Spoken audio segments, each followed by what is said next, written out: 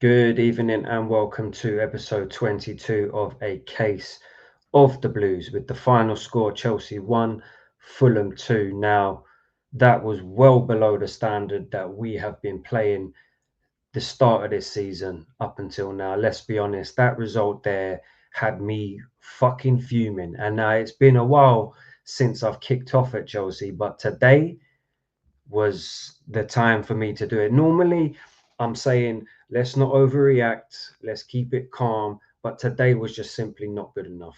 Not good enough. At home against Fulham, who haven't beat us at Stamford Bridge for 45 years, we put in a performance like that. And there was telltale signs in the previous games before that we were starting to kind of, you know, get off the gas a little bit. And today was just the result of that. I'm going to be honest. I thought players and manager all deserve to get a little bit of stick today. Not happy at all. And that's a damaging result to what we're trying to do. Now, everyone's saying we're going for top four. I agree. The objective is top four, but we did have a shot of being in the title race. Everybody's played it down. Everybody's stayed cool and tried to be this chill guy. You know what I'm saying? I said if we win the next two games, get into January with a good standing, good points, would be in a title race. How can we be sitting here? And this goes out to rival fans as well. How can you be sitting there saying we're in a title race when we're in second place, 4 points behind Liverpool, and they've got two games in hand that can put them 10 points ahead of us? That's not a title race. That's just a clear shot. Liverpool, you've gone, you've done it. That's not good enough. If we was really in a title race, we need to be challenging for the title. Right now, as the title says, big reality check, not ready, and we are not good enough to be challenging for the title right now. Now, that's no discredit to what we've done this season so far, because we've done very well above the expectations that everybody expected coming into the season. And Enzo Maresca has been telling everybody that, listen, we're not in a title race, we are not ready yet, and he's been downplaying it. And maybe this was the reason why. But I will criticize Enzo Maresca because even though he's making them statements, it doesn't stop him from making mistakes during a game. Now, I think he's made a couple of mistakes in the last two games, one with the lineup against Everton, and today, again, the late substitutions and not reacting to how the game's going. I don't understand why I have to sit through 70 minutes of knowing that they're like we're going to concede, knowing that they're going to score, because I can see the way the game's playing out. Today we was lucky that Cole Palmer popped up with a little bit of brilliance and just slotted an absolute, that was a cheeky goal. Did not expect him to do that. Obviously, he got himself into a little bit of space, bang, passes it into the back of the net. It's a beautiful finish from him. But without that, we didn't look like scoring. I can't remember any dangerous chances, maybe the Cucurella header. But over the last few games, this creativity and this lack of chances, like real chances where we can put it away, has completely started to filter out. And we're starting to look a little bit like the Chelsea of last year, where we will dominate possession. We'll pass it sideways, backwards and forwards, and try and work it into the box without getting anywhere, or not creating anything relevant, like anything that we're going to really score from. Today was a different story. We didn't even dominate the game.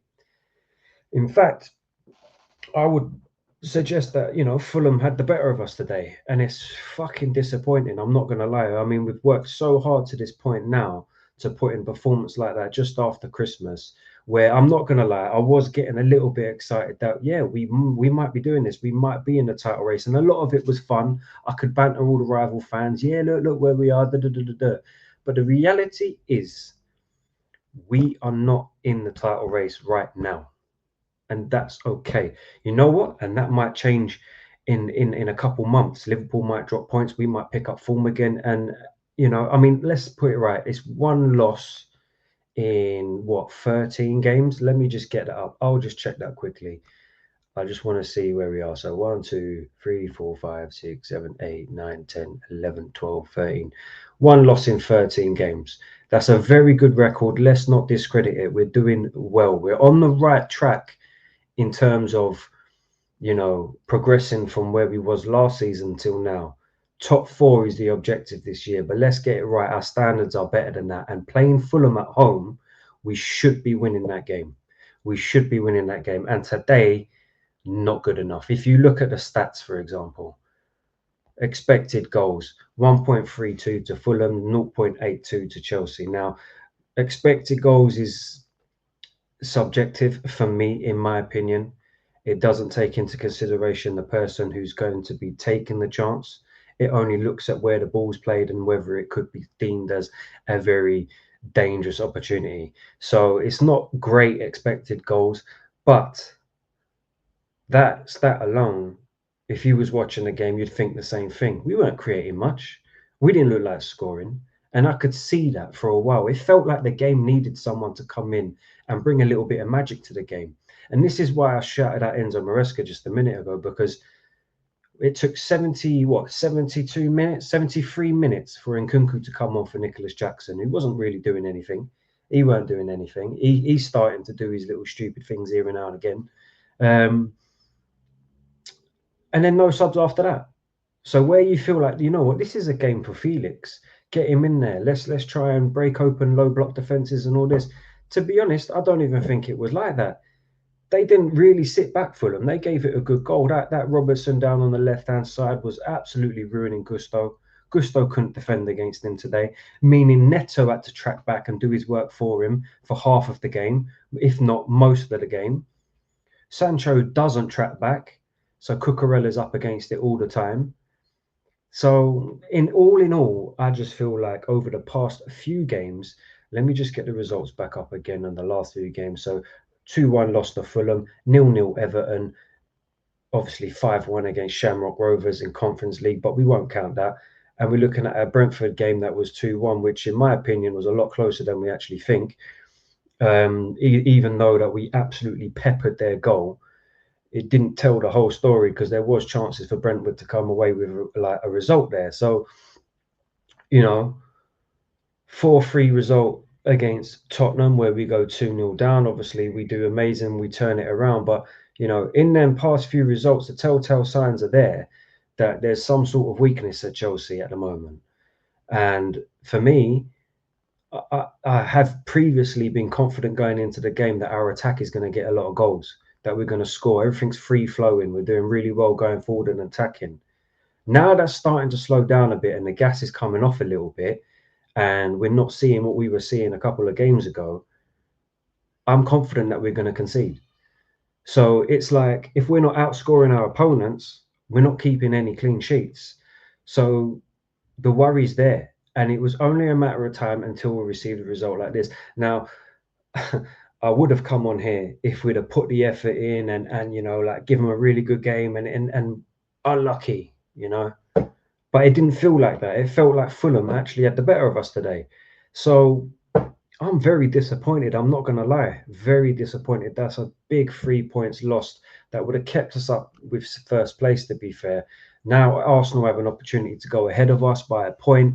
But look, when you look at the table, not much has changed. I mean, Liverpool are actually losing right now. Hold on, let me get that up. I think it's 1-0. I mean, that'll be perfect for us. But and also, again, it'll be perfect result for Arsenal. Let me just get it up. So, yeah, Leicester are winning 1-0 away at Liverpool. Do I believe that they're going to hold on to that result, Leicester? Probably not. So let's just go with the table as it is.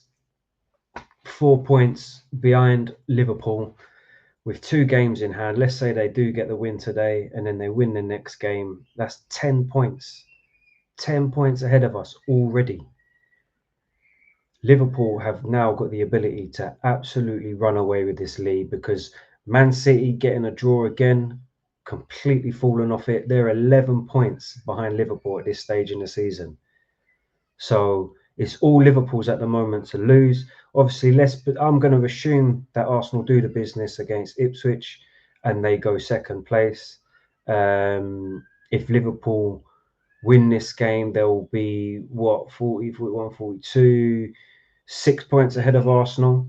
So you'd like to presume that, there is still ability there for someone to catch Liverpool. Chelsea 10 points behind them. It's a lot of ground to be making up. It's possible, It is possible. I'm not writing it off, but it's very, very unlikely. I think Arsenal have more of a chance than we do now. As I've been telling all my pals, we're not in a title race. You have to be really challenging to win the title in order to be in a title race. And I just can't see it. I can't see us challenging for the title. Not right yet. Not just yet. Sorry. Doesn't mean that we can't in a couple of months' time. If we manage to pick up some form, I'll change my opinion. I don't care what people think or hold me to it.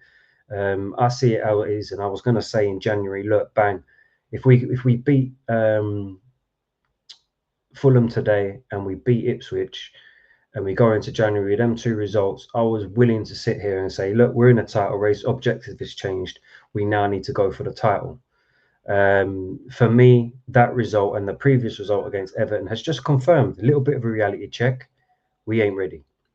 And that's on the players, and I think that's also on the manager as well. I think he needs to do better as well. Don't get me wrong, Maresca's been an absolute godsend for Chelsea now, so I'm not going to diss him to the point where I'm saying, "Oh, Maresca, it's all his fault." Da, da, da. I expect Maresca to make mistakes, and I expect all our players to make mistakes. That's just football. But if we do want to challenge for titles, we need to be better, especially in what we're doing. So today, just not a good game. Not a good game at all. You know what? I'm lucky. I've been out. I've been enjoying my day today, my Boxing Day with my family. Obviously, I had to watch that shit. I didn't mind the game when we was 1-0 up, but then when it started getting in the second half, and I'm starting to sit here going, you know what? I can feel it. I can feel a goal coming. Then Harry Wilson pops up with a goal. Weak from Neto, to be fair. It's laid off to the back post. It's a great run from Harry Wilson, and he squeezes it in. And then the second goal is just, it felt like Sanchez makes the wrong decision with the long ball when he could have done a simple pass to his left, or he could at least kicked it line rather than squared it back into the zone that it just come, not squared it, pinged it. I'll say pinged it back into the area it just came from. All of our players are out of position. They broke really quick, Fulham. But I also, looking at the players tracking back, I just felt like they couldn't be bothered. Maybe they were gassed out. I don't know. The marking was a little bit weird in the box, and they capitalised. It's 2-1. They've scored a late goal, and they've got their first win in 45 years at the Bridge. Disappointing, man. Absolutely disappointing. But as I said, I was at my family's, enjoying my Boxing Day. If this would have been a fresh match reaction, I would have been probably swearing a lot more. I'm not going to lie, I was absolutely livid after that result. But look, let's get into it anyway with the lineups. So I've gone on for 13 minutes now, and I haven't even spoke about the lineups. We had Sanchez in goal, Gusto right back, Tosin, Colwell, Cucurella, Caicedo, Fernandez, Neto, Palmer, Sancho, and Jackson. Now, that's exactly how I thought we would line up before the game. I didn't tweet anything before the game because, I've just been enjoying myself all day today, apart from that game. Man United cheered me up a little bit after that, though. They're just as shit. Do you know what I'm saying? Anyway, so let's just talk about the players and how I thought they played. Sanchez, do you know what? I actually thought Sanchez was having a good game. He had one blip where he did a little pass to, I think it was Tosin, and he was so lucky because he miskicked that. And he was lucky it went to our player, because if it didn't, that was a goal. And then I think he plays a role in that second goal. Now, I'm not going to put the blame completely on Sanchez, but I think he definitely plays a role in that goal. And like I've been saying, since he signed for the club, he's known for a mistake at least once a game, and that was his mistake, and bang, it's led to a goal. He shouldn't have pinged it back into the zone it come back from. There was nobody there. Shit distribution. They go down the other end and they score. But there was plenty for Fulham to do in order to get the goal. Now, he also did keep us in it. He did make quite a good save in the second half, and there was, there was positives to his game. So I'm not going to say it's all Sanchez's fault. I thought we had a good game, but like always, you can't rely on him. and we get a mistake and we get a goal conceded. So, you know what? Everybody knows my opinion on the goalkeeper. It is what it is. Let's just move on. Cucurella, I don't think it was one of his best games today. He had a chance where he could have scored a header. He got into a very good position, but I thought he was struggling a little bit today. Colwell, I thought Colwell had a pretty solid game. Got the assist, obviously, for Palmer. Yeah, just a standard good game from Colwell, I felt. I'm not sure whether he could have done anything for the 2 goals. It felt like they was pretty much out of position when the ball went up into their right back area for the second goal. First goal was a header back down to the back post. So whether or not he could have won the first header, I'll have to go back and rewatch that. Tosin, I thought Tosin was quite good as well. Now I was gonna, in my head when I was watching the game, I was getting ready to say, oh, you know what, he's doing. He wins a lot of aerial battles. I'm quite confident with him when he's back there. He's quite calm on the ball. Thought he had a decent game. He had a couple misplaced passes. That's about it. Could he have done better on the goals? Again, I need to rewatch him. I'm not going to lie. I need to rewatch him. Gusto, I thought he struggled all games today. I don't think he had a good game, and I think he ain't had a good season. To be fair, it's not been common. Me coming on here and saying that he's been playing well. So again, he's not impressed. I'll be honest with you, not impressed. Neto had to sacrifice himself all game today, just defending, helping him against and Robinson all game. Iwobi had his number. Like, it's just, I don't know with Gusto at the moment, but I haven't been impressed. Fernandez, I actually thought Enzo Fernandez had a good game today.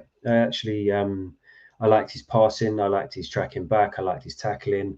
He had a good shot in the second half. I got no complaints of Fernandez today. None at all. Caicedo, I didn't think it was his best game. Just a little bit sloppy, I felt. A little bit sloppy. And you know what? Everton as well. I thought he was a little bit sloppy in that game. So, yeah, not his best performance. Sancho. Now, I can see why Man United fans got frustrated with him because he's very one-dimensional. He's very predictable. We know what he's going to do. He's going to run down the line and cut in just on the edge of the box onto his right foot. That's all he does. Now, he's very tricky with his feet. So if he catches you in a moment where he's doing something with his feet, he can get past you. But very rarely does he go down the byline and try and beat his defender and get a crossing or drive into the box or shoot from range. You don't see it much.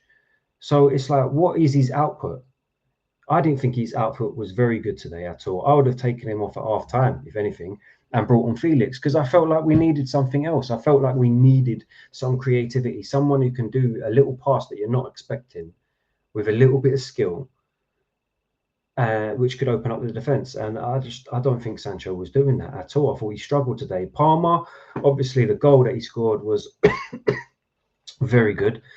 First half, I thought he was very lively, but then we get to the second half, and then you just didn't see him. Ball wasn't getting into him. Can't really remember what he done in the second half. That's the truth. But out of all the players, he was probably up there as one of the better ones. Neto, again, like I've said, he did all right, but he was sacrificed the whole game trying to defend and help Gusto out. Jackson, not enough, in my opinion. Not enough presence, not doing enough, not showing everybody that I'm here. Do you know what I'm saying? So I can't really say that he had a good game, in my opinion. He got subbed off for 73 minutes, and Kunku comes on and does absolutely nothing again. A lot of people defending Nkunku, saying that he doesn't get enough game time. I get it, but for someone of his caliber, you expect them to come on and make a massive difference. I don't see it. I haven't seen it.